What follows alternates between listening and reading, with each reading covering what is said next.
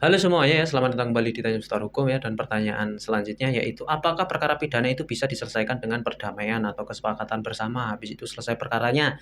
Oke ya, perkara pidana itu bisa diselesaikan secara perdamaian, secara kesepakatan, secara kekeluargaan dan secara musyawarah ya. Itu malah lebih bagus lagi. Anjuran untuk perkara perkara pidana itu malah yang pertama adalah diselesaikan dengan baik-baik atau biasanya disebut dengan restoratif justice ya. Anda biasanya nanti akan diusahakan baiknya seperti apa terlebih dahulu, dilakukan mediasi terlebih dahulu antara pihak pelapor dan terlapor, antara pihak yang bersengketa nanti diselesaikan baik-baik terlebih dahulu. Namun untuk hal tersebut ya tidak mutlak untuk semua perkara, untuk semua permasalahan ya. Jadi ada beberapa hal yang harus dipenuhi untuk yang namanya adanya nota perdamaian atau restoratif justice tadi ya, yaitu perkara-perkaranya nggak perkara-perkara yang berat ya. Jadi perkara-perkaranya nggak perkara yang berat, nggak menimbulkan gejolak di masyarakat, dan pelakunya pun hanya pelaku-pelaku yang baru pertama kali melakukan, hukumannya pun yang kurang dari 5 tahun ya.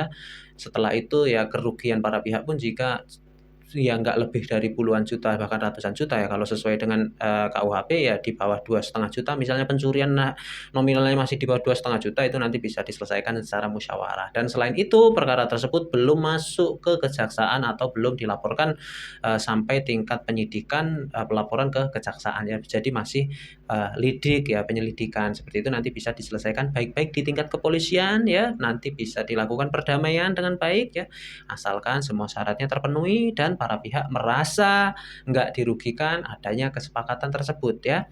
Nanti kalau misalnya salah satu pihak dirugikan karena dicuri ya dikembalikan saja, setelah itu diberikan kedamaian ya selesai-selesai juga ya. Dan restoratif justice ini malah ditekankan ya, karena memang karena penyelesaian perkara pidana itu lama, memerlukan biaya dan ditanggung pemerintah juga ya.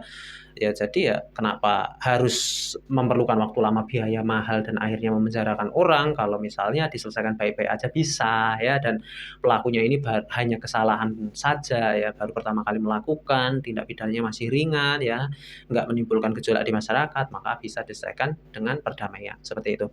Untuk konsultasi Anda bisa hubungi WA yang ada di samping atau di deskripsi video. Terima kasih banyak, semoga bermanfaat. Assalamualaikum warahmatullahi wabarakatuh.